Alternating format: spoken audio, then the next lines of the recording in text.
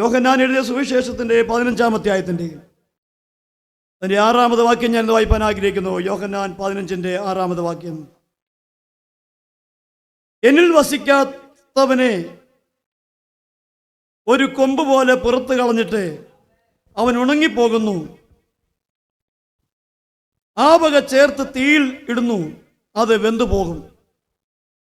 കർത്താവായ യേശു ക്രിസ്തു തൻ്റെ ശിഷ്യന്മാരോട് ചേർന്ന് തൻ്റെ പരസ്യ ശുശ്രൂഷ വേളകളിൽ ഇങ്ങനെ പോകുന്ന സമയത്ത് യെരൂശലേം ദേവാലയത്തിൻ്റെ മുൻപിലൂടെ നടന്നു പോകുകയാണ്. യെരൂശലേം ദേവാലയത്തിൻ്റെ കെട്ടുപണി വളരെ മനോഹരമായിരുന്നു. അത് അത്യുത്തമമായ രീതിയിലാണ് ശില്പികൾ പണിഞ്ഞെടുത്തത്. വളരെ വർണ്ണശബളമായിരുന്നു.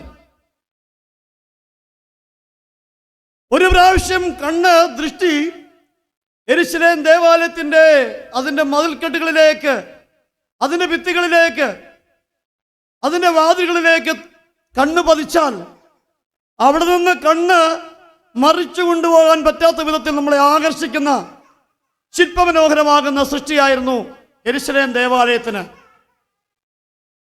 യെരൂശലേം ദേവാലയത്തിൻ്റെ ഫ്രണ്ടിൽ ഹെരോദാവ് രാജാവ് ഒരു വലിയ മുന്തിരി വള്ളിയും കുലയും ചേർന്ന ഒരു വലിയ രൂപം ഹെരോദാവ് രാജാവ് സമ്മാനമായി കൊടുത്തു. യെരൂശലേം ദേവാലയത്തിൻ്റെ മുഖ്യമായ കവാടത്തിൽ വളരെ ശില്പമനോഹരമായ രീതിയിൽ, വർണ്ണശബളമായ രീതിയിൽ ആ മുന്തിരിവള്ളി അത് കുലയോട് ചേർന്നത് ആ രാജാവിൻ്റെ പ്രവൃത്തിക്കൊത്ത് വണ്ണം കൊടുത്തതാകുന്ന ആ മുന്തിരിക്കല ഇങ്ങനെ അവിടെ ചേർത്ത് വെച്ചിരിക്കുകയാണ്. സ്വർണം കൊണ്ടുള്ളതാണ്. യേശുവും ശിഷ്യന്മാരും അതുവഴി ഇങ്ങനെ നടന്നു പോവുകയാണ്. യെരൂശലേം ദേവാലയത്തിൻ്റെ ഫ്രണ്ടിൽ ചെന്നപ്പോൾ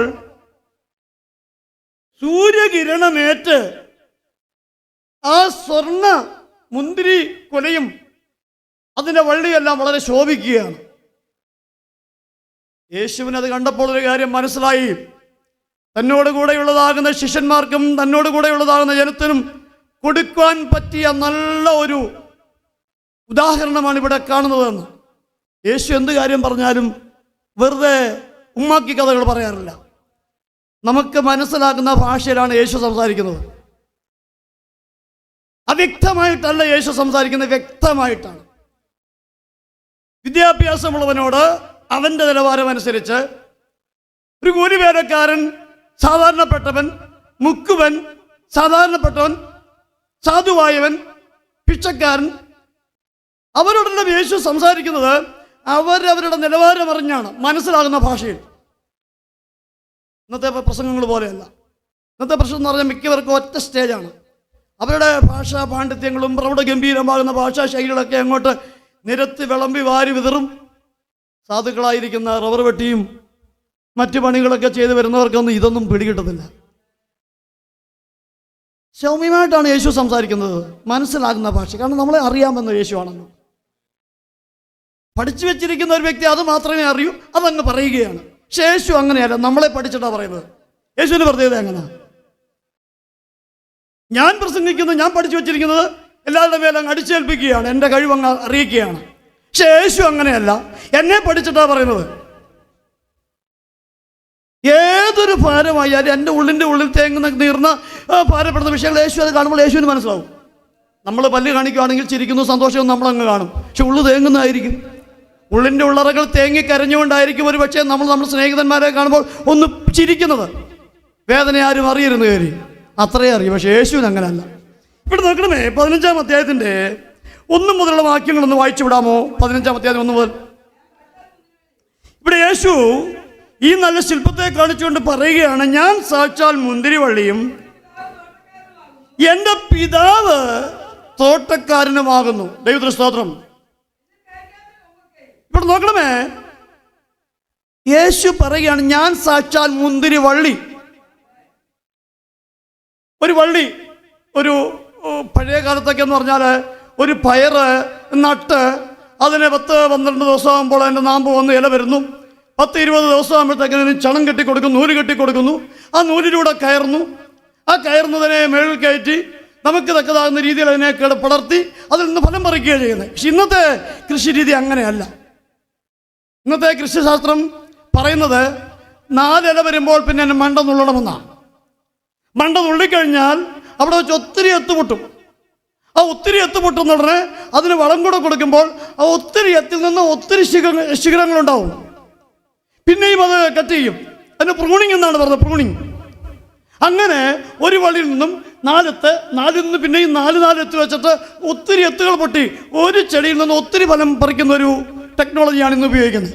2000 വർഷങ്ങൾക്ക് മുൻപ് യേശു അത് തന്നെയാണ് ചിന്തിച്ചത്.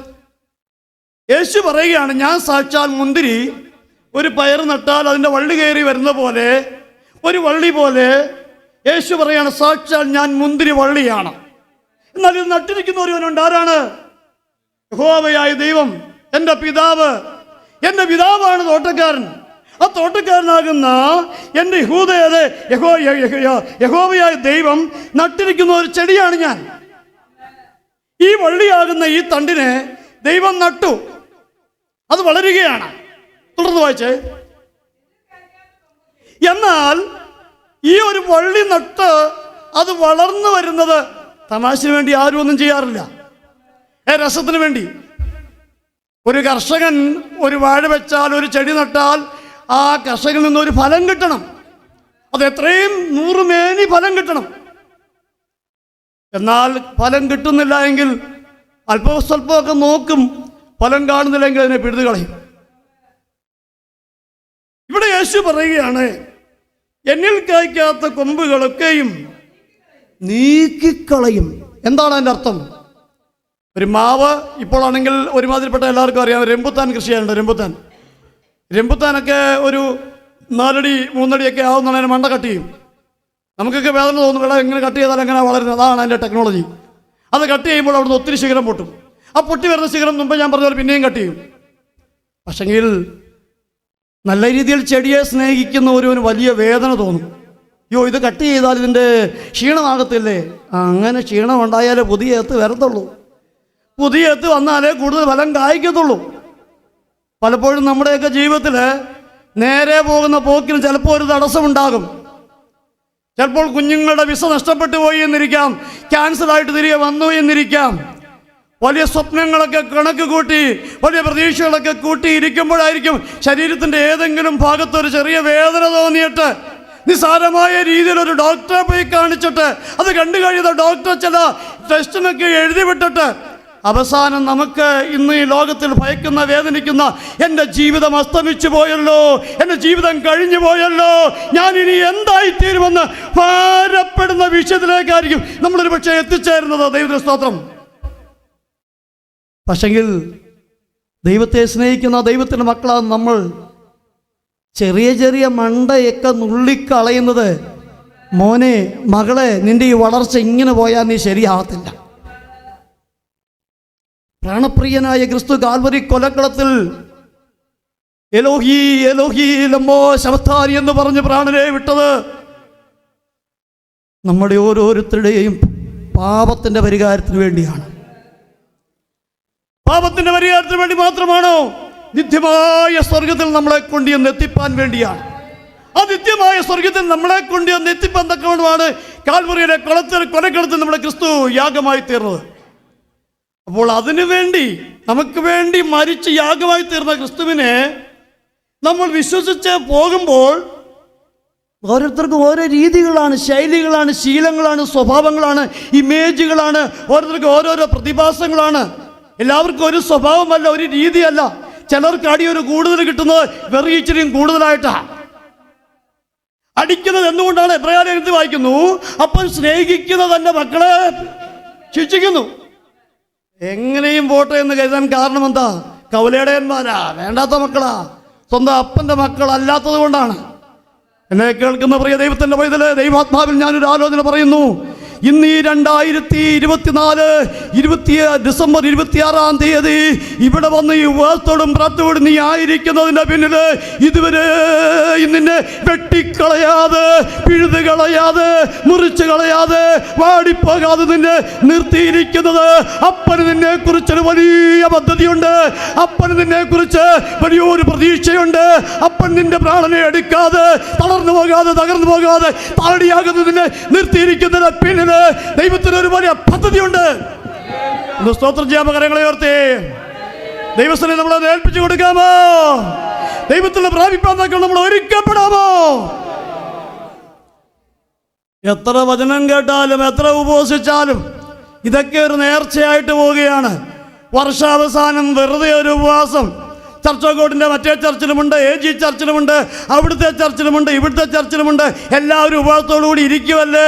നമ്മളെക്കുറിച്ച് ആരെന്തെങ്കിലും പറയുമെന്ന് കരുതി നീ ഉപവാസത്തോടെ ആയിരിക്കുന്നുവെങ്കിൽ ദൈവാത്മാവിൽ ഞാൻ പറയട്ടെ, നിന്റെ ഉപവാസം അത് വ്യർത്ഥമാണ്. അതാ 364 ദിവസം കഴിഞ്ഞു പോയി ഈ വർഷം ആരംഭം മുതൽ ഇന്ന് വരെയും. എൻ്റെ പ്രിയപ്പെട്ടവർ, എത്രയോ പേര് ഈ ലോകത്തിന് നടുറോഡിൽ പാട്ടുപോയി. എത്രയോ പേര് ജനുവരി 1 കണ്ടവർ ഈ സമയത്ത് ഈ ഭൂമുഖത്തില്ല. ഒന്ന് ചിന്തിച്ചു നോക്കുന്നുവോ? എത്രയോ പേര് കിടക്കയിൽ കിടന്നുകൊണ്ട് ഒരു തുള്ളി വെള്ളത്തിന് വേണ്ടി മറ്റൊരാളുടെ കരത്തിൽ തുമ്പിൽ തൊട്ട് തുള്ളി തുള്ളി തുള്ളി ഒരു തുള്ളി വെള്ളത്തുണ്ടെങ്കിൽ തന്നെ ബന്ധുക്കൾ എത്ര പേര് ഇപ്പോൾ ആയിരിക്കുന്നു. തമ്പുരാൻ നമ്മളെ ഇവിടെ കൂട്ടിവരുത്തിയതിൻ്റെ നന്ദിയും ആ ഒരു സന്തോഷവും ആ ഒരു കൃപയും നമ്മൾ അനുഭവിക്കുന്നുവെങ്കിൽ എങ്ങനെ മിണ്ടാതെ ഇരിക്കാൻ സാധിക്കും? എങ്ങനെ ശബ്ദിക്കാതെ ഇരിക്കാൻ സാധിക്കും? ഈ 2024 അവസാന ദിവസം തമ്പുരാൻ നിന്നെ ഇവിടെ കൂട്ടിക്കൊണ്ട് വന്നിരിക്കുന്നുവെങ്കിൽ, എന്നെ ഇവിടെ നിർത്തിയിരിക്കുന്നുവെങ്കിൽ, എൻ്റെ ദൈവത്തിന് വേണ്ടി ഞാൻ പ്രയോജനമില്ല എങ്കിൽ അടുത്ത വർഷം കർത്താവിൻ്റെ വരവ് താമസമെങ്കിൽ 2025 ഡിസംബർ മാസം 26 ഞാൻ കാണുമെന്നെന്താണ് ഗ്യാരണ്ടി? ദൈവത്തിന് സ്തോത്രം, ദൈവനാമത്തിന് മഹത്വം ഉണ്ടാകട്ടെ. ഉപവാസവും പ്രാർത്ഥനയും നമ്മുടെ ജീവിതത്തിന് വിടുതലിന് കാരണമാണ്. ഒരുപക്ഷേ നമ്മൾ പ്രതീക്ഷയോടുകൂടി, ഉപവാസത്തോടു കൂടിയല്ല, പ്രാർത്ഥനയോടുകൂടിയല്ല, ഇന്ന് മറ്റെന്തൊക്കെയോ ചില അത്യാവശ്യ കാര്യങ്ങൾ ഉണ്ടായിരുന്നു. എന്നാലും നിന്നെ ഇതിൻ്റെ ഉള്ളിൽ കയറ്റി വെച്ചിരിക്കുന്നതിന് വലിയ ദൈവത്തിൻ്റെ പദ്ധതിയുണ്ട്. ഇന്ന് നിന്റെ ജീവിതത്തിൽ ചില മാറ്റങ്ങൾ നടക്കുവാനുണ്ട്, ചില ശിഖരങ്ങൾ കട്ട് ചെയ്യുവാനുണ്ട്, ചില വ്യത്യാസങ്ങൾ നടത്തുവാനുണ്ട്. അപ്പോൾ തന്നെ പരിശുദ്ധാത്മാവിന്റെ ചില വളങ്ങൾ ലഭിച്ച് നീ തഴച്ചു വളരുവാനുണ്ട്. എന്നെ കേൾക്കുന്ന പ്രിയ ദൈവത്തിന്റെ പൈതല്, ദൈവാത്മാവിൽ നിന്ന് ഞാൻ നിന്നോട് ദൂത് പറയുകയാണ്. ഇന്ന് നീ ഇവിടെ യാദൃച്ഛികമായി കടന്നു വന്നുവെന്ന് കരുതരുത്. നിന്റെ ജീവിതത്തെ മാറ്റിമറിക്കുന്ന ഒരു പകലാക്കി തീർപ്പാൻ തക്കോളം അഖിലാണ്ടത്തിനുള്ളവരായ ദൈവത്തിന് പദ്ധതിയുണ്ട് എന്ന് ദൈവാത്മാവിൽ ആലോചന പറയുകയാണ്. വെറുതാവല്ല. അപ്പൻ്റെ കഴുതകളെ കാണാതെ പോയപ്പോൾ കഴുതകളെ തേടി നടന്ന ഒരു മകൻ കഴുതയുണ്ട്. ഒരു മകൻ കഴുത. അപ്പൻ്റെ കഴുത പോയി. കുറച്ച് നാളുകൾ എങ്ങോട്ട് പോയെന്ന്, കഴുത എങ്ങോട്ട് പോയെന്ന് അറിയത്തില്ല. അപ്പം കഴുതയെ തേടി തൻ്റെ ദാസനെയും കൂട്ടി പോയിരിക്കുന്ന ഒരു കഴുത. അവനിങ്ങനെ പോകുന്ന വഴിക്ക് അല്പം വെളിച്ചമുള്ള ഒരു ദാസൻ, അവൻ്റെ കൂട്ടുകാരൻ, അവൻ്റെ വേലക്കാരൻ പറഞ്ഞു, അല്ലയോ യജമാനനെ, ഇവിടെ ഒരു പ്രവാചകനുണ്ട്. ആ പ്രവാചകനോട് ചെന്ന് ചോദിച്ചാൽ പ്രവാചകൻ പറഞ്ഞു തരും നമ്മുടെ കഴുത എവിടെ അലയുന്നുവെന്ന്. നിന്റെ അലഞ്ഞു നടക്കുന്ന കഴുതകളെ കാണിപ്പാൻ തക്കവണ്ണം തമ്പുരാന് സാധിക്കുമെന്ന് അത് നിസ്സാര കാര്യമാണെന്ന്. നിന്റെ ജീവിതത്തിൻ്റെ അലർച്ചകളെ മാറ്റുവാൻ, നിന്റെ ജീവിതത്തിൻ്റെ ഉഴർച്ചകളെ നീക്കുവാൻ, നിന്റെ ജീവിതത്തിൻ്റെ പ്രതികൂലത്തിന്, ആ പ്രതിസന്ധിക്ക് പരിഹാരമില്ല, പരിഹാരമില്ല, പരിഹാരമില്ല എന്ന് പറഞ്ഞ് നീ തന്നെ ഭാരപ്പെടുന്ന വിഷയങ്ങളിൽ മേൽ വിടുതൽ തരുവാൻ തക്കവണ്ണം അപ്പനൊരു നിമിഷം മതിയെന്ന്. കഴുതയെ കാണാതെ പോയത് വെറുതെ അല്ല. ഹല്ലേലൂയ. അവനെ രാജാവാക്കി തീർപ്പാൻ തക്കവണ്ണം. ആ കഴുത നഷ്ടപ്പെട്ടു പോയതുകൊണ്ട്, അല്ലെങ്കിൽ കാണാതെ പോയതുകൊണ്ടാണ് അവനെ പ്രവാചകന്റെ അടുക്കിലേക്ക് വന്നത്. ഇന്ന് ചില ജീവിതങ്ങൾ നേരെ വിരളുകൊണ്ട് ദൈവാത്മാവ് പറയുകയാണ്, ഇന്ന് നീ ഇവിടെ കടന്നു വന്നതിൻ്റെ പിന്നൊരു ദൈവത്തിൻ്റെ പദ്ധതിയുണ്ട്. 2025 യഹോവയായ ദൈവത്തിന് വേണ്ടി നീ ശ്രേഷ്ഠമാകുന്ന, അതിശക്തമാകുന്ന, പ്രയോജനമുള്ള ഒരു പാത്രമാക്കി തീർപ്പാൻ തക്കവണ്ണം ദൈവത്തിന് പദ്ധതി ഉള്ളതുകൊണ്ടാണ് ഇന്ന് നീ ഇവിടെ ആയിരിക്കുന്നത് എന്ന് ദൈവാത്മാവ് നിന്നോട് ദൂത് പറയുകയാണ്. സ്തോത്രം ചെയ്യാമോ? ഇവിടെ നോക്കണമേ, പ്രവാചകന്റെ അടുക്കൽ ശൗല് തൻ്റെ ദാസന്റെ വാക്കിൻ പ്രകാരം ചെല്ലുകയാണ്. അന്ന് വരെ ഉണ്ടായിട്ടില്ലാത്തൊരു സംഭവമാണ് അവിടെ നടക്കുന്നത്. ഇസ്രായേലില് ഒരു രാജാവില്ലായിരുന്നു. ഇസ്രായേൽ അതുവരെ രാജാവില്ലായിരുന്നു, ന്യായാധിപന്മാരുടെ ഭരണമായിരുന്നു. എന്നാൽ കഴുതയെ തേടിപ്പോയവനെ ഇസ്രായേലിൻ്റെ രാജാവാക്കുവാൻ തക്കവണ്ണം ഉയരത്തിലെ തമ്പുരാന് പദ്ധതി ഉണ്ടായിരുന്നു. ചില നഷ്ടങ്ങൾ വെറുതെയല്ല പ്രിയരെ, ചില രോഗങ്ങൾ വെറുതെയല്ല പ്രിയരെ, ചില തിന്മകൾ വെറുതെയല്ല പ്രിയരെ, ചില ആക്ഷേപങ്ങൾ വെറുതെയല്ല പ്രിയരെ. ഞാൻ ജനറേറ്റർ ആയതുകൊണ്ട് ഞാൻ അധികം കടക്കുന്നില്ല ശുശ്രൂഷയിലേക്ക്. കാരണം പവർ ഇപ്പം KCB ഇപ്പോൾ വരും. KCB വരുന്നതിന് മുമ്പ് ജനറേറ്റർ ഒന്നും ഇന്നലെ ഇവിടെ കറണ്ട് പോയല്ലോ, ഞാൻ വീക്ഷിക്കുന്നുണ്ട്. ഞാൻ തിരക്കിലായിരുന്നെങ്കിൽ തന്നെ ഞാൻ വീക്ഷിക്കുന്നുണ്ടായിരുന്നു. അതാ KCB കട്ടായിപ്പോൾ ജനറേറ്റർ ഓൺ ചെയ്യും, ജനറേറ്റർ പെട്ടെന്ന് ഓഫാക്കണം. അപ്പം ജനറേറ്ററിനെ ഒത്തിരി നേരം ഓടിക്കാൻ പറ്റത്തില്ല. അപ്പോൾ അതുകൊണ്ട് ഞാൻ അങ്ങോട്ട് ഓൺ ആവുന്നില്ല ശരിയായിട്ട്. ഓണായി കഴിഞ്ഞാൽ പിന്നെ കറണ്ട് വന്നാൽ ആ വാതിൽ നിൽക്കത്തേ ഉള്ളൂ, ഇങ്ങോട്ട് കിടക്കാൻ പറ്റതായി പോകും. അവിടെ ഞാൻ അങ്ങോട്ട് പ്രവേശിക്കുന്നില്ല. സ്വതന്ത്രം ചെയ്യാം. അപ്പം ഞാനിപ്പോൾ ഒരു ചെറിയ ജനറേറ്റർ പോലെയാണ് തൽക്കാല സമയത്തേക്കിന് വേണ്ടി. ഹല്ലേലൂയ, സ്തോത്രം. നാളെ കൊട്ടാരക്കരയെ ശുശ്രൂഷ, ദൈവത്തിന് സ്തോത്രം ചെയ്യുന്നു. അപ്പോൾ ഒരാടിനെ കാണാതെ പോയതിൻ്റെ പിന്നിൽ, കഴുതയെ കാണാതെ പോയതിൻ്റെ പിന്നിൽ ഒത്തിരി കാര്യമുണ്ട്, ഒരു പദ്ധതിയുണ്ട്. മക്കളെ, ഇവിടെ നമ്മൾ വായിച്ച വാക്യം പറയുന്നത് കായ്ക്കുന്നതൊക്കെയും അധികം ഫലം കായ്ക്കേണ്ടതിനാ ചെത്തി വെടിപ്പാക്കുന്നേ. അത് ചോടുവെട്ടി കളയുമല്ല. ചോടുവെട്ടി കളഞ്ഞാൽ ഇന്ന് നീ ഇവിടെ കാണത്തില്ല. അസ്ഥിവാരം പൊടിഞ്ഞു കാണുമായിരുന്നു ആ പള്ളിപ്പറമ്പിൽ. അയ്യോ, കുറച്ച് പള്ളിപ്പാക്കാനും കാണും, കുറച്ച് കാട്ടുപൂച്ചയും കാണും, കുറച്ച് പന്നികളും കാണും. അവിടെ കിടന്ന് മെതിക്കുക, അതിൻ്റെ കീഴിൽ നീ കിടക്കുക. അത്രയേ ഉള്ളൂ കാര്യം, ഒരു പ്രയോജനമില്ല. പക്ഷെങ്കിൽ ഇവിടെ വന്നിരിക്കുന്നതിൻ്റെ പിന്നിലുണ്ടല്ലോ തമ്പുരാൻ്റെ മഹാപദ്ധതിയാ. വെട്ടിക്കളഞ്ഞില്ല. എന്തിനു വേണ്ടിയാണ്? അധികം ഫലം കായ്ക്കാൻ തക്കവണ്ണം. 2025 നമുക്ക് ഫലം കായ്ക്കുന്നൊരു സംവത്സരമാക്കി തീർക്കണം. ആരറിഞ്ഞു അടുത്ത വർഷം കാണുമെന്ന്? ആരറിഞ്ഞു അടുത്ത നിമിഷം എങ്ങനെയാകുമെന്ന്? ആരറിഞ്ഞു? ദൈവത്തിന് സ്തോത്രം. ഒരു ഗ്യാരണ്ടിയില്ല. എൻ്റെ ഏറ്റവും അടുത്ത പ്രിയപ്പെട്ടവരാണ് ക്രിസ്തുമസ് നടന്നുകൊണ്ടിരിക്കുമ്പോൾ, ക്രിസ്തുമസിൻ്റെ പരിപാടിക്ക് നടന്നുകൊണ്ടിരിക്കുമ്പോൾ മകളും മരുമകനും മലേഷ്യയിലെ ടൂർ കഴിഞ്ഞിട്ട് വരികയാണ്.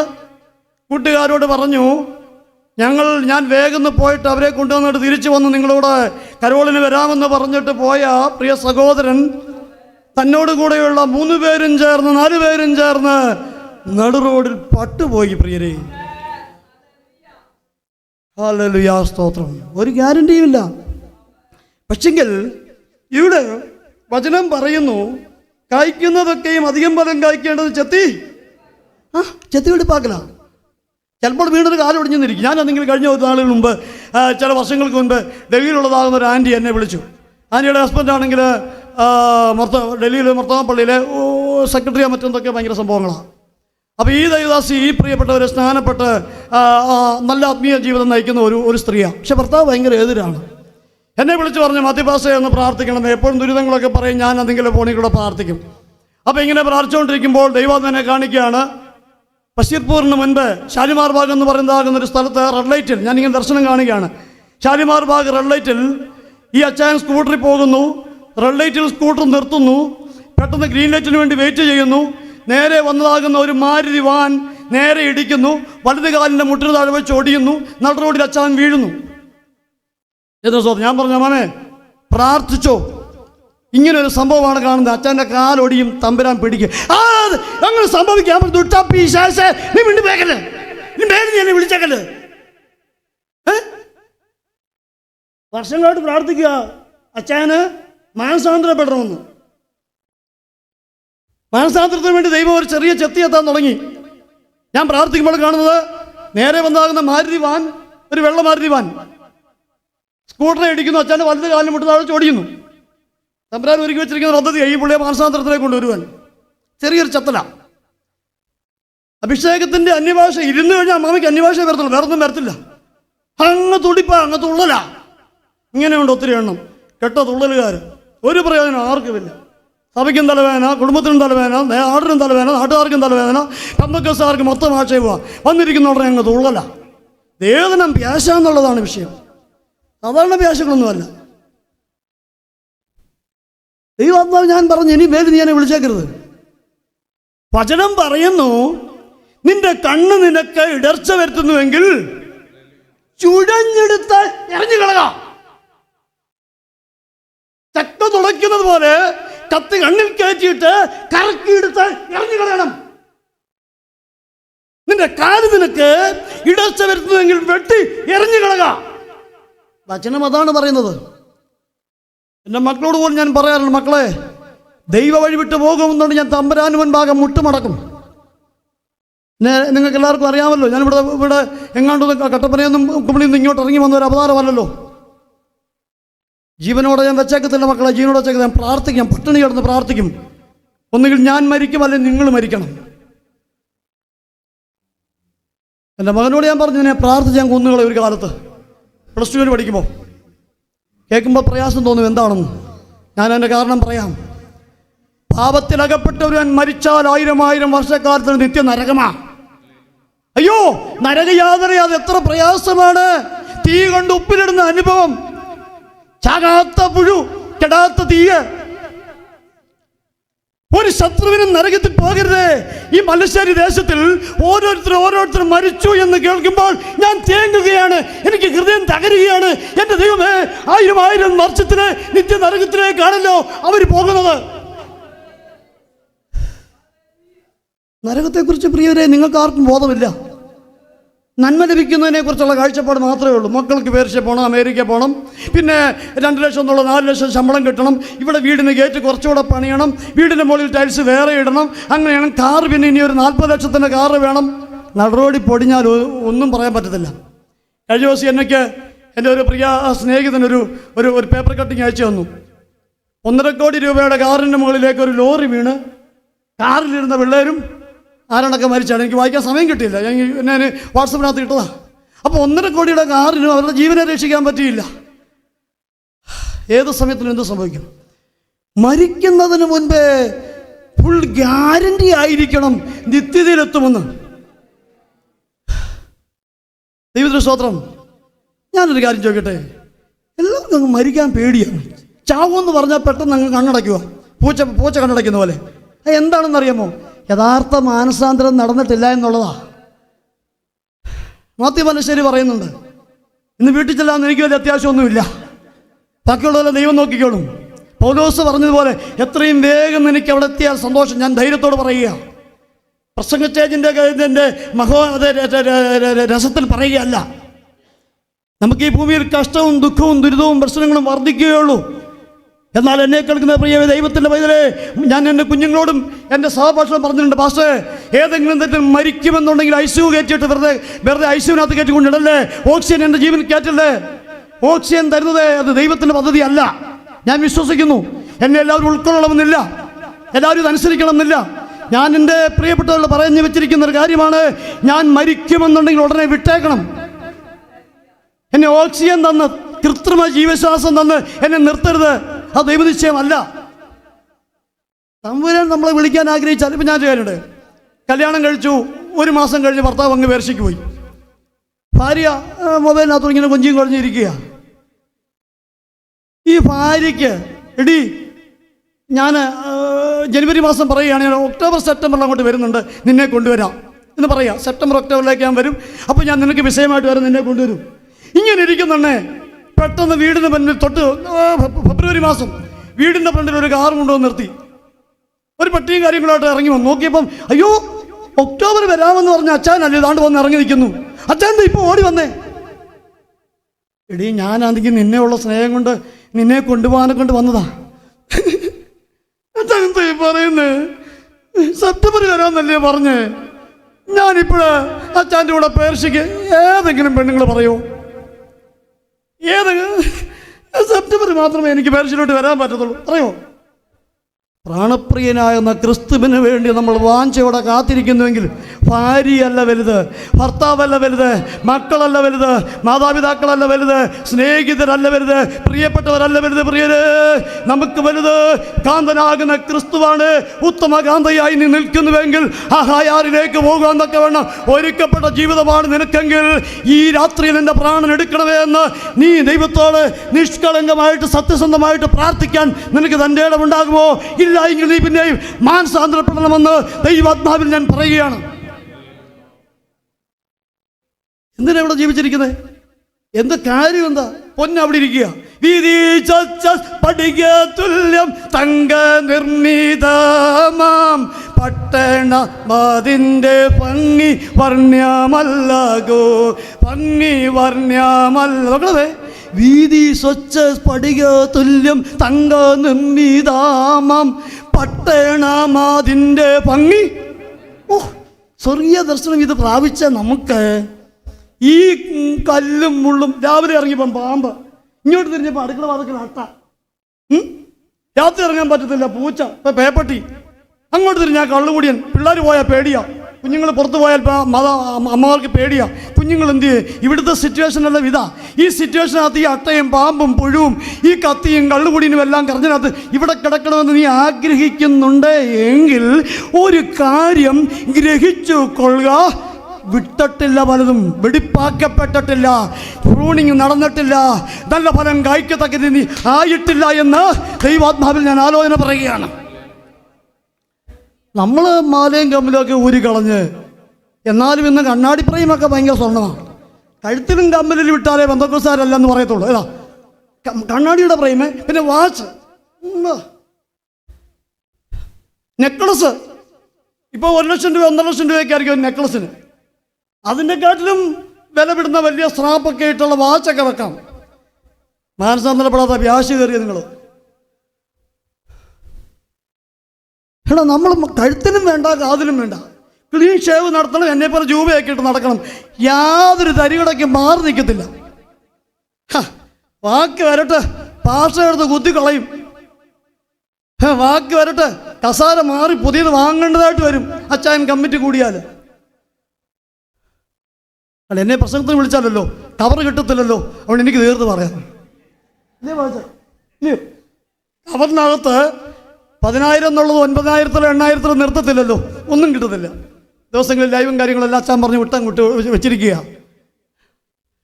ഈ സ്വർഗീയ ദർശനം പ്രാപിച്ച നമുക്ക് ഞാനൊരു ചോദിക്കട്ടെ, എത്ര പേര് ഇന്ന് പോലും പ്രാർത്ഥിക്കാം, എൻ്റെ ദൈവമേ നീ എന്നെ വിളിക്കണേ, എനിക്ക് എന്താ പറ്റാത്തത്? ആത്മീയ മണ്ഡലത്തിൽ നമ്മൾ ഒത്തിരി അഭിവൃദ്ധിപ്പെടാനുണ്ട്, ആത്മീയ മണ്ഡലത്തിൽ നമ്മൾ ഒത്തിരി മാറ്റങ്ങൾ സംഭവിക്കാനുണ്ട്. ഞാനൊരു കാര്യം പറയാം, ദൈവത്തിൻ്റെ പദ്ധതി പ്രകാരം നമ്മുടെ പ്രാണൻ ദൈവം എടുത്തു എന്ന് കരുതുക. അച്ചാനെ ഓർത്ത് നീ ഭാരപ്പെടണ്ട. അച്ചാനെ ഓർത്ത് അയ്യോ ഞാനങ്ങ് ചത്തുപോയാൽ അവള് പിന്നെ എന്താ, അവൾക്ക് വേറെ വഴി ദൈവം നോക്കിക്കോളും. നീ പോകാൻ നോക്കിയാൽ പോട്ടെ, നീ അവളെ നോക്കിക്കൊണ്ടിരിക്കാതെ. നീ അവളെ നോക്കിക്കൊണ്ട് ഇങ്ങനെ ഫോട്ടോയും നോക്കി അവിടെ ഇവിടെ നോക്കിയിരിക്കുന്ന നീ മാനസാന്തപ്പെട്ടിട്ടില്ല. മാനസാന്തപ്പെടാത്ത നീ ചത്താലും നരകത്തിലേ പോകത്തുള്ളൂ. അതേത് ബന്ധക്കോസായാലും പാസ്റ്റർക്ക് 5,000 10,000 കൊടുത്താലും എത്ര നാൾ ഉപസിച്ചാലും നീ എന്തെല്ലാം കുത്തി പറഞ്ഞാലും പ്രിയ ദൈവവൈദ്യരേ എന്ന് പറയാൻ പോലും യോഗ്യതയില്ല നിനക്ക്. സ്തോത്രം ചെയ്യാം. ഇത്രയും വേണ്ടായിരുന്നു. ഇങ്ങനെ ആയിപ്പോയി മല്ലശ്ശേരി ഇങ്ങനെ. അതുകൊണ്ട് തന്നെ എന്നെ ആരും ശുശ്രൂഷയ്ക്ക് വിളിക്കത്തില്ല, ആവശ്യമുള്ളത് മാത്രമേ വിളിച്ചാൽ മതി. ഇതുകൊണ്ട് എനിക്ക് ഉപജീവന മാർഗ്ഗമല്ലല്ലോ. എനിക്ക് മുടങ്ങാതെ വീട്ടിങ്ങനെ മാറി മാറി കെട്ടിയിട്ട് പിന്നെ കാറിൻ്റെ CC അടയ്ക്കണം, വീടിൻ്റെ ഈ കൊന്നപ്പനാണ്ടിയൊന്നും എനിക്കില്ല, ഈ സൂത്രവാക്യമൊന്നും എനിക്കില്ല, എനിക്കിതൊന്നും ആവശ്യമില്ല. ഞാൻ ജീവിതത്തിൽ അങ്ങനെ ആഗ്രഹിക്കുന്നുമില്ല. അല്ലെങ്കിൽ ഇന്ന് ഞാനിപ്പോൾ ഇന്നത്തെ ഈ ലിസ്റ്റിനകത്ത് എൻ്റെ പേര് കണ്ടാനായിരുന്നു. മാത്യു മലശ്ശേരി 4-ാം ദിവസം അങ്ങനെയുള്ള കളിയൊന്നും മാത്യു മലശ്ശേരിക്ക് വേണ്ട. മാത്യു മലശ്ശേരി തമ്പുരാൻ വിളിച്ചെങ്കിൽ ഉണ്ടല്ലോ, കൂട്ടുകാരിൽ പരമായിട്ട് ആനന്ദ തൈലം കൊണ്ടും കൂട്ടുകാരിൽ പരമാനന്ദമായിട്ട് എല്ലാ മണ്ഡലങ്ങളും ദൈവം മാത്യു മലശ്ശേരി നിർത്തിക്കൊണ്ടിരിക്കുക. ദൈവത്തിന് സ്തോത്രം ചെയ്യാം. വാക്യത്തിലേക്ക് കടന്നു വരാം. പാസ്റ്റർ അനീഷ് പാസ്റ്റർ താമസിക്കുന്നുവല്ലോ, അതുകൊണ്ട് നമുക്ക് ജനറേറ്റർ കുറച്ചുകൂടെ പെട്രോൾ ഒഴിച്ചിട്ട് മുമ്പോട്ട് ഓടിക്കാം.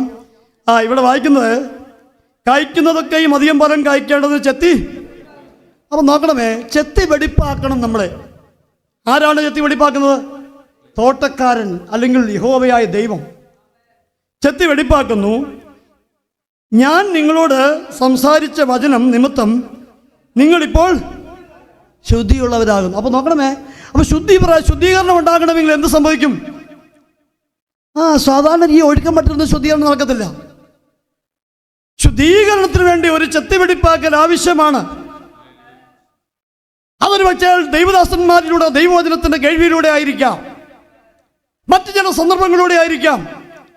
പരിശുദ്ധാത്മാവ് എത്ര പ്രാവശ്യം ബുദ്ധി ഉപദേശിച്ചിട്ടും ആ ബുദ്ധി ഉപദേശത്തിൽ നീ വശമതയാകാതെ, നിന്നെ ഏൽപ്പിച്ചു കൊടുക്കാതെ, നീ പിന്നെയും നിന്റെ ഇഷ്ടപ്രകാരം പോയാൽ തമ്പുരാൻ ചെറിയ ആയുധങ്ങൾ എടുക്കും. ആദ്യം ദൈവം ഇങ്ങനെ ആലോചനകൾ പറയും. അനീഷ് കാവരത്തെ പോലെയുള്ള, പാസ്റ്ററെ പോലെയുള്ള ദൈവദാസന്മാരെ വീഴ്ച ഇന്ന് നിസ്സാരമല്ല. നോക്കിക്കോ, ഒരെണ്ണം ഇവിടുന്ന് വാതിലിന് പുറത്തിറങ്ങി പോയേക്കരുത്, മനസ്സാന്തപ്പെടാതെ പോയാൽ കഴിഞ്ഞാണ്ടല്ലോ പള്ളിക്കാർക്കും നാളെ ഞായറാഴ്ച ആരാനും മുടക്കരുത്. ഞാൻ പറഞ്ഞ ആരാണ് നടക്കണം. അത് തന്നെയല്ല, നമ്മുടെ സെമിത്തേരിയിലൊക്കെ 2-3 സ്ഥലമൊക്കെ ഉള്ളൂ. എല്ലാം കൂടെ ഒരുമിച്ച് അടിച്ചു പോയാൽ എന്തോ ചെയ്യും? കോവിഡ് പോലെ അറിയാൻ പറ്റുമോ? ആർക്കെങ്കിലും ഗ്യാരണ്ടി ഉണ്ടോ? ഞാനിപ്പോൾ ചാവത്തില്ല, അങ്ങനെ നീ ചിന്തിക്കുന്നെങ്കിൽ പോയി, ടോട്ടൽ മൊത്തം പോയി, നീ ഒന്നുമില്ല കാര്യം. പക്ഷേ അനീഷ് കാവാലത്തെ ഈ നാളുകളിൽ എനിക്ക് വളരെ സന്തോഷമാണ്. കാരണം കാലഘട്ടത്തിന് അനുസരിച്ച് ദൈവം കൊടുത്തിരിക്കുന്ന തനതായ ശുശ്രൂഷിക്കുന്ന ഒരു ദൈവദാസനാണ്. ഇവിടെ നമുക്ക് മടങ്ങി വരാൻ താമസിക്കുന്നു. വരുന്ന 10-ന് വരുമെന്ന് പറഞ്ഞത്. അപ്പം നമുക്ക് മുമ്പോട്ട് പോകാം. ഞാൻ നിങ്ങളോട് സംസാരിച്ച വചന നിമിത്തം നിങ്ങൾ മക്കളെ, ഈ വചന ശുശ്രൂഷയൊക്കെ നമുക്ക് ശുദ്ധീകരണം പ്രാപിക്കുക. ഉപവാസം പ്രാർത്ഥനയ്ക്ക് ആരാധനയിലൊക്കെ നമുക്ക് ചിട്ടയാണ്. 12:30 ആകുമ്പോൾ നിർത്തിയില്ലെങ്കിൽ പിന്നെ അടുത്ത ആഴ്ച പാസ്റ്ററോടെ കാണത്തില്ല. 12:30 യോഗം നിർത്തിയില്ല, പാസ്റ്റർക്ക് ഒരു ആത്മാവ് കയറിയാലുണ്ടല്ലോ ലാസ്റ്റ് സഭയ്ക്കകത്ത് വ്യാശി കയറിയിട്ട് പിന്നെ അടുത്ത ആഴ്ച ആരാധനയ്ക്ക് പാസ്റ്ററോടെ കാണത്തില്ല. ഈ പുള്ളികളെല്ലാം കൂടെ മുളക്കരയിലോട്ടോ അല്ലെങ്കിൽ കുമ്പനാടോട്ടോ അല്ലെങ്കിൽ പുനലൂരോട്ടോ വേറെ എവിടെയെങ്കിലൊക്കെ പോയിട്ട് പാവം പിടിച്ച പാസ്റ്റർ അനാഥമായി പോകുക. അതുകൊണ്ട് പാസ്റ്റർ അധികം ഇറങ്ങത്തില്ല അഭിഷേകത്തിലേക്ക്. തട്ടിക്കോ കുട്ടിക്കോ ഒക്കെ നടത്തി 12:30 തന്നെ യോഗം നിർത്തണം. കാരണം ഇന്നത്തെ അച്ചായന്മാരാണല്ലോ സഭ ഭരിക്കുന്നത്, പ്രസ്ഥാനം ഭരിക്കുന്നത്, കാശുള്ള പുള്ളികൾ. തമ്പുരാൻ കീറി അടിക്കും ഏത് വലിയ അച്ചായനായാലും. അച്ചായന്മാരുടെ വാക്ക് കേട്ടുകൊണ്ട് ഏത് വലിയ നേതാക്കന്മാർ നീതിരഹിതമാകുന്ന പ്രവൃത്തി നടത്തിയിട്ടുണ്ടല്ലോ, തമ്പുരാൻ നേതാവിനെയും കീറിയടിക്കും. എത്ര വലിയ നേതാവായാലും, ഏത് പ്രസ്ഥാനത്തിൻ്റെ ഏറ്റവും ഉത്തുംഗത്തിൽ നിൽക്കുന്ന മഹാരാജാവായാലും, വലിയ കാശുള്ള പുള്ളികളെ വാക്ക് കേട്ടുകൊണ്ട് നീതി ന്യായത്തിന് വിരുദ്ധമായി പ്രവർത്തിച്ചാൽ തമ്പുരാൻ ആക്ഷേപ വിഷയമാക്കും, നിന്നാ വിഷയമാക്കും, പരിഹാസ വിഷയമാക്കും, ജനങ്ങൾക്ക് ഭാരമായി തീരും. ദൈവത്തിന് സ്തോത്രം ഉണ്ടാകട്ടെ. എന്നിൽ വസിപ്പീൻ, ഞാൻ നിങ്ങളിലും, യേശു നമ്മളിൽ വസിക്കണം. ഹല്ലേലൂയ, സ്തോത്രം. നമുക്ക് ആരില്ല, നമ്മുടെ ഈ ഹൃദയത്തിൽ ഏറ്റവും കൂടുതൽ നമ്മൾ സ്നേഹിക്കുന്ന ആരെയാണ്? ഭർത്താവിനെയോ, ഭാര്യയെയോ, മക്കളെയോ, മാതാപിതാക്കളെയോ? മിസ്കോളിൻ്റെ സൗണ്ട് കേൾക്കുന്നുണ്ട്. തമ്പുരാന് ഹിതമല്ലാത്ത നീ മൊബൈലിനകത്ത് മാന്തിക്കൊണ്ടിരുന്നുണ്ടല്ലോ, നിന്റെ മൊബൈൽ പൊട്ടിത്തെറിച്ച് നിന്റെ മുഖം വികൃതമാകും. കിടക്ക് ഇങ്ങനെ മാന്തിക്കൊണ്ടിരിക്കുന്നതാണ്. വ്യാശ് കയറി നിങ്ങൾ. ചില വീട്ടിലെ സ്ത്രീകളുണ്ട്, ഫോണ് വരുന്നുണ്ട്, ഞെക്കി വെച്ചിട്ട് പിന്നെ അച്ചായം പോയി കഴിഞ്ഞിട്ടാണ് സംസാരിക്കുന്നത്. അതെന്തൊരു സുഖേടാ. ചില വീട്ടിലെ അച്ചായന്മാരുണ്ട്, ഫോൺ വന്നു കഴിയുമ്പോൾ അനങ്ങത്തില്ല. കുറച്ച് കഴിയുമ്പോൾ ഞാൻ ഇപ്പം വരാൻ വേണ്ടി ഒറ്റ പോകാം, കവരയ്ക്ക് പോയി എന്തൊരു സുഖേടാ അത്. പാസ്റ്റർമാരുടെ കൂട്ടത്തിലുണ്ടെന്ന് ഒത്തിരി ഉണ്ട് ഇങ്ങനെ. ഒരാഴ്ചത്തേക്ക് വിദേശത്ത് ശുശ്രൂഷയ്ക്ക് പോയാൽ, 1 മാസത്തേക്ക് പുറത്ത് പോയാൽ ഫോൺ ലോക്ക് ചെയ്തിട്ട് പോകും. എന്തൊരു സുഖമാണ് അത്. എൻ്റെ ഫോൺ എൻ്റെ ഭാര്യയുടെ കയ്യിൽ എനിക്ക് കൊടുക്കാൻ പറ്റത്തില്ല എങ്കിൽ, എൻ്റെ ഭാര്യയുടെ ഫോൺ എനിക്കെപ്പോഴും തരാൻ പറ്റത്തില്ല എങ്കിൽ, ഒരാഴ്ചത്തേക്ക് ഞാൻ പുറത്തു പോയാൽ ഇന്ന് വരെ എൻ്റെ ഫോൺ എൻ്റെ കുഞ്ഞുങ്ങളുടെയും വീട്ടിൽ എല്ലാവരും കയ്യിലാണ്. വേറെ ഒരു സൂക്കേട് ഇതിനകത്തില്ല. ഇതിനകത്ര സൂക്കേട് ചെയ്ത് വരത്തുമില്ല. സ്വിച്ച് ഓഫ് ആക്കിയിട്ട് പോവാ ഫോണ്. എനിക്ക് മനസ്സിലാകുന്നില്ല ഇതെന്തുവാ ഭാഷ. ആ ഫോണിനകത്തുള്ള മാപ്പിള്ള ഭാഷ മാത്രമേ അറിയത്തുള്ളൂ, ഫോണിന് മനസ്സിലാകത്തില്ലായിരിക്കും. ഇത് വേറെ സൂക്കേടാ. മറ്റവൻ്റെ കളിയാ, കുഞ്ഞപ്പൻ്റെ. ഹല്ലേലൂയ, സ്തോത്രം ചെയ്യാമോ? പ്രിയമുള്ളവരെ, നമ്മളൊരു കാര്യം മനസ്സിലാക്കണം. ഞാൻ നിങ്ങളിലും വസിക്കും. ദൈവം നമ്മളിൽ വസിക്കുന്നുവെങ്കിൽ, ദൈവാത്മാ നമ്മളിൽ വസിക്കുന്നുവെങ്കിൽ ഇത് തമാശയല്ല. പ്രാണൻ തന്നാണ് നമ്മുടെ യേശു നമ്മളെ സ്നേഹിച്ചത്. നമ്മൾ സഭയെ സ്നേഹിക്കുന്നത് എങ്ങനെയാണ്? 2 കസേര വാങ്ങിച്ചു കൊടുത്തോ, 1 പാൻ വാങ്ങിച്ചു കൊടുത്തോ, പിന്നെ വലിച്ചെറിച്ചില്ല. ഒരു ഫാൻ അങ്ങോട്ട് വാങ്ങിച്ചു കൊടുത്തു കഴിഞ്ഞപ്പോൾ ആ പുള്ളിക്കാരൻ വന്ന് കയറുമ്പോഴേ ഫാനെ നോക്കും. ഓ എൻ്റെ ഫാനാ, ഞാനിട്ട് കൊടുത്ത ഫാനാ, നിൻ്റെ ഫാനും കറങ്ങും നീയും കറങ്ങും, നിനക്ക് ജീവിതം മൊത്തം കറങ്ങിപ്പോകും. ഒരു ഫാന് കൊണ്ടൊന്നും തമ്പുരാൻ്റെ പ്രവൃത്തി നടക്കത്തില്ല. ദൈവം നമ്മളിൽ വസിക്കണം. സ്തോത്രം ചെയ്യാം. ദൈവം നമ്മളിൽ വസിക്കുന്നുവെങ്കിൽ എൻ്റെ സഭയ്ക്കകത്തുള്ള എല്ലാവരുടെയും വേദന എൻ്റെ വേദനയാണ്. എൻ്റെ സഭാ പാസ്റ്ററുടെ വേദന എൻ്റെ വേദനയാണ്. എൻ്റെ സഭാ ശുശ്രൂഷകൻ്റെ വേദന എൻ്റെ വേദനയാണ്. എൻ്റെ സഭാ ശുശ്രൂഷകൻ കുഞ്ഞുങ്ങളെ സ്കൂളിൽ പഠിപ്പിക്കാൻ സാമ്പത്തികമായിട്ട് ഞെരുക്കം അനുഭവിക്കുന്നെങ്കിൽ എൻ്റെ കുഞ്ഞുങ്ങൾ രാജകീയമായ രീതിയിൽ സ്കൂളിൽ പഠിക്കുകയും എൻ്റെ ദൈവദാസൻ, എൻ്റെ സഭയിലെ ഒരു സഹോദരൻ, ഒരു സഹോദരി കുഞ്ഞുങ്ങളെ പഠിപ്പിക്കുവാൻ സാമ്പത്തികമായിട്ട് ഞെരുക്കം അനുഭവിക്കുന്നുവെങ്കിൽ നിന്നിൽ യേശു വലിക്കുന്നില്ല, നിന്നിൽ യേശു വസിക്കുന്നില്ല. നിന്നിൽ പണത്തിൻ്റെ ആത്മാവാണ്. യേശു നോക്കണമേ. പത്രോസേ, എന്തോ അവരുടെ സംസാരം കേൾക്കുന്നത്? അവർ വന്ന് കിടന്ന് പറയുകയാണ് കരമടക്കണം. ഞാനെന്ത് ചെയ്യുന്നു? എൻ്റെ ഒന്നും ഒരു പൈസ ഇല്ല. കരമടയ്ക്കാനായിട്ട് നിയമമുണ്ടല്ലോ. അപ്പോൾ യേശു, ഇന്നത്തെ യേശുക്കളാണ് എന്തോ പറയും? പത്രോസേ, എനിക്കറിയാമായിരുന്നു കരമടക്കണം എന്നൊക്കെ എനിക്കറിയാമായിരുന്നു. ഞാനത് ചിന്തിച്ചുകൊണ്ടിരിക്കുകയായിരുന്നു. നീ ഒരു കാര്യം ചെയ്യുക, നീ ആണെങ്കിൽ ആ ചൂണ്ടലെടുത്തുകൊണ്ട് പോയിട്ട് ആ കടലിലിട്ടിട്ട് അതിനകത്ത് ഒരു മീൻ കയറിക്കോ. ഞാൻ പറഞ്ഞു വെച്ചിരിക്കുന്ന മീനാണ് അത്. എനിക്ക് വേണ്ടി പണ്ടുപോലെ എന്നോട് എപ്പോഴും വിളിക്കുകയൊക്കെ ചെയ്യുന്നത്. ഞങ്ങളെ മീൻ വലിയ ബന്ധങ്ങളുള്ളതാണ്. നാട്ടിൽ വരുമ്പോഴേക്ക് എന്നെ വിളിക്കുന്ന മീനാണ്. അപ്പം ഈ മീന് നിൻ്റെ ചൂണ്ടലിൽ കൊത്തും. അപ്പം നീ അതിനെ ചെറുകെ പിടിച്ച് നോവിക്കാതെ മീനെ തൃപ്തിപ്പെടുത്തിയിട്ട് നീ കൊണ്ടുവന്നിട്ട് അതിനെ വിറ്റിട്ട് കരമടച്ചിട്ട് ബാക്കിയുള്ള കാശ് പാസ്ബുക്ക് കൂടെ കൊണ്ടുപോകും. കരമടച്ചിട്ട് ബാക്കി വരുന്ന കാശ് നീ എൻ്റെ ബുക്ക് വേണ്ടി ഇടാനല്ല യേശു പറഞ്ഞത്. യേശു പറഞ്ഞത് നീ കരമടച്ചിട്ട് എൻ്റെയും നിൻ്റെയും കരമടയ്ക്കുക. ദൈവത്തിന് സ്തോത്രം ചെയ്യുന്നു, ദൈവത്തിന് സ്തോത്രം ചെയ്യുന്നു, ദൈവത്തിന് സ്തോത്രം ചെയ്യുന്നു, ദൈവത്തിന് സ്തോത്രം ചെയ്യുന്നു. ചില ഇടങ്ങളിൽ ഇടർച്ചകൾ സംഭവിച്ചുകൊണ്ടിരിക്കുന്നു, ചില ഇടങ്ങളിൽ ഇടിച്ചലുകൾ സംഭവിച്ചുകൊണ്ടിരിക്കുന്നു, ചില ഇടങ്ങളിൽ ശുദ്ധീകരണം നടന്നുകൊണ്ടിരിക്കുന്നു, ചില മനസ്സുകളിൽ ചില വെടിപ്പാക്കുകൾ നടന്നുകൊണ്ടിരിക്കുന്നു, ചില ഐസ്കട്ടകളൊക്കെ ഉരുകി മാറുന്നത് ദൈവാത്മാവിൽ ഞാൻ ദർശിക്കുകയാണ്. ശിഖപാല രാജ, ധീരപാല രാജ, യേശുവിന്റെ നാമത്തിൽ ജയം. അപ്പോൾ യേശു നമ്മളിൽ വസിക്കണം പ്രിയരെ. ഞാൻ ഒത്തിരി വിശദീകരണത്തിലേക്ക് പോകുന്നില്ല. ഒത്തിരി കാര്യങ്ങളിൽ നിന്ന് പറയുവാനുണ്ട്, ഞാൻ കടക്കുന്നില്ല. ഞാൻ നിങ്ങളിലും വസിക്കും. കൊമ്പിന് മുന്തിരിവള്ളിയിൽ വസിച്ചിട്ടല്ലാതെ സ്വയം കഴിപ്പാൻ കഴിയാത്തതുപോലെ എന്നിൽ വസിച്ചിട്ടുള്ള നിങ്ങൾക്ക്. അപ്പം കൊമ്പിന് ഈ തണ്ടായിരിക്കുന്ന ഈ തണ്ടില്, ഈ വള്ളിയില്, ഇതിപ്പോ ഞാനൊരു കാര്യം പറയാം. ഇത് വള്ളിയാണ്. ഈ വള്ളി ഈ കൊമ്പുണ്ട്, ഈ ഒരു കൊമ്പ്, ഈ കൊമ്പിന് 5 കൊമ്പ്, ഇതൊരു കൊമ്പ്, ഈ കൊമ്പിന് 5 കൊമ്പ്, 5 10 കൊമ്പ്. ഈ ഒരു വള്ളിയാണ്. ഈ സാധനമില്ല, ഈ കൊമ്പില്ല. കൈ ഇവിടെ ഇങ്ങനെ തരതാനും ചെയ്യാൻ പറ്റുമോ? ഈ കൈ ഒറ്റയ്ക്ക് എന്തെങ്കിലും ചെയ്യാൻ പറ്റുമോ? മകളെ വളരെ സന്തോഷത്തോടെ ഇരിക്കുക. എല്ലാവരെയൊക്കെ പറഞ്ഞതല്ലോ. ചില പുള്ളി തന്നെ ഉണ്ട് ആലോചന കേൾക്കുന്ന വലിയ ഇഷ്ടമാണ്. ആലോചന പറഞ്ഞ് ലാസ്റ്റിൽ എൻ്റെ അടുത്തേക്ക് വരുമ്പോൾ ചെറുകെ ആ ഉദയസൂര്യൻ മറഞ്ഞു മാറി കാർമേഘങ്ങൾ കടന്നു വന്ന് അവസാനമായിട്ട് ആ കാർമേഘങ്ങൾ മാറി കറുത്തവാവിൻ്റെ രാത്രിയായിത്തീരും. ആരാധന കഴിഞ്ഞ് അങ്ങോട്ട് കിടന്നുകൊണ്ട് മുഖത്തോട്ട് നോക്കുമ്പോൾ അറിയാം തിരിഞ്ഞൊരു പോക്ക. എല്ലാവരും പറയുന്നത് എനിക്ക് കേൾക്കണം. നല്ല ദൂതായിരുന്നു കേട്ടോ.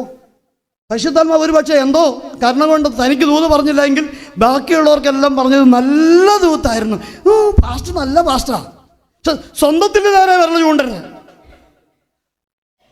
ദൈവത്തിന് സ്തോത്രം ഉണ്ടാകട്ടെ. ഇവിടെ വായിക്കും നോക്കണമേ. ഈ തണ്ടിൽ ഈ വള്ളിയെ കട്ട് ചെയ്ത് പിന്നെയും അതിന് ശിഖരങ്ങൾ സംഭവിക്കുക. അപ്പൊ ഇത് നോക്കണമേ. ഉദാഹരണം ഞാൻ പറയാം.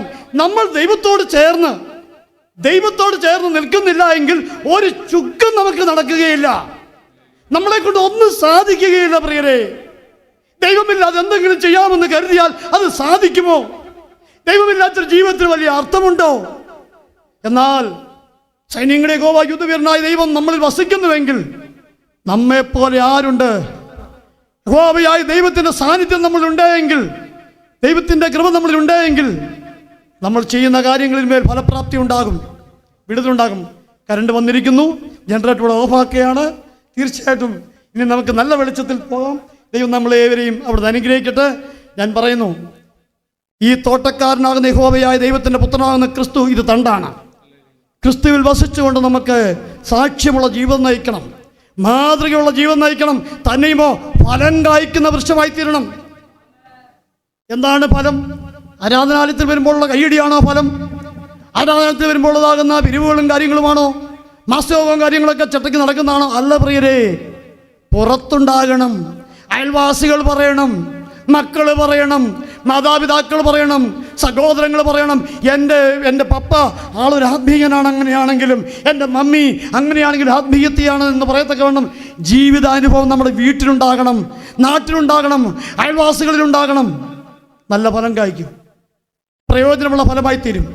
വിശദീകരണത്തിലേക്ക് പോകുന്നില്ല. അനീഷ് പാസ്റ്റർ വന്നല്ലോ, ദൈവത്തിന് സ്തോത്രം. കേരളക്കരയിൽ ദൈവത്താൽ ഈ നാളുകളിൽ വളരെ ഉപയോഗിച്ചുകൊണ്ടിരിക്കുന്ന ബഹുമാനപ്പെട്ട അനീഷ് പാസ്റ്റർ ഓർത്ത് ഞാൻ ദൈവത്തിന് സ്തോത്രം ചെയ്യുന്നു. ഞങ്ങളുടെ വീട്ടിൽ എപ്പോഴും സംസാര വിഷയം പാസ്റ്റർ അനീഷ് കാവാല അവറുകളാണ്. എപ്പോഴും ഞങ്ങൾ പറയാറുണ്ട്, ഈ കാലഘട്ടത്തിൽ അനീഷ് പാസ്റ്ററെ പോലെ പ്രസംഗമൊക്കെ പ്രസംഗിക്കാൻ പറ്റും, കുറച്ച് പ്രാസമൊക്കെ പറ്റി കുറച്ച് കാര്യങ്ങൾ പറയും, ഒരു കഴമ്പുമില്ല. മനുഷ്യന് മാനസാന്തരവും പ്രതീക്ഷയും പ്രത്യാശയൊക്കെ ജനിക്കുന്ന വാക്കുകളും ഉദാഹരണങ്ങൾ നാടൻ രീതിയിൽ ദൈവത്തിൻ്റെ ആത്മാവിലൂടെ നല്ല ആലോചനകൾ കേൾക്കുവാൻ അഭിഷേകത്തിൻ്റെ നിറവിൽ നിന്നുകൊണ്ട് ദൈവാത്മാവ് ഞാൻ പറഞ്ഞുവല്ലോ, ഇന്ന് നമ്മുടെ ഇടയിൽ ഇന്ന് എണ്ണം കുറവായിരിക്കും. അനീസ് പാസ്റ്റർ ഉണ്ട് എന്ന് വലിയ പ്ലാസ്റ്ററും ഒന്നും അടിച്ചിട്ടില്ല. അതുകൊണ്ടാണ്, അല്ലെങ്കിൽ ഞാൻ കരുതി ഇന്ന് ഈ ഹോളിനകത്ത് കയറാൻ പറ്റാത്ത രീതി ആൾക്കൂട്ടം ഉണ്ടാകുമെന്ന്. ദൈവസ്തോത്രം. കഴിഞ്ഞ ദിവസം ഞങ്ങൾക്ക് കൈപ്പറ്റൊരു കൺവെൻഷൻ ഉണ്ടായിരുന്നു. 10-20 കിലോമീറ്റർ ദൂരെ നിന്നാണ് അനീസ് പാസ്റ്ററെ കാണാനായിട്ടുള്ള ജനങ്ങൾ ഓടിയെത്തിയത്. നിങ്ങൾ ഓർക്കുന്നു. ദൈവദാസനെ അനുഗ്രഹിക്കട്ടെ. ഈ കാലഘട്ടത്തിൽ ശക്തിയായ രീതി ദൈവം ഉപയോഗിക്കട്ടെ. ആരോഗ്യവും ആയുസ്സും കൃപയും ശക്തിയും ബലവും കൊടുത്ത് ദൈവം നിലനിർത്തട്ടെ എന്ന് ഞാൻ പ്രാർത്ഥിക്കുന്നു. ഞാൻ ദൈവദാസന് വേണ്ടി ഞാൻ മാറുന്നു. ദൈവം നമ്മളെ ഇവരെ സഹായിക്കട്ടെ. ബഹുമാനപ്പെട്ട അനീഷ് പാസ്റ്ററെ, ഇന്ന് ദൈവാത്മാവിൻ്റെ ആധികാരികമാകുന്ന അധികാരത്തോടെ സുരക്ഷയ്ക്ക് വേണ്ടി വളരെ വിനയപൂർവ്വം ക്ഷണിച്ചുകൊണ്ട് ഞാൻ ഇരിക്കുന്നു. ദൈവം നമ്മളെ ഇവരെ സഹായിക്കട്ടെ.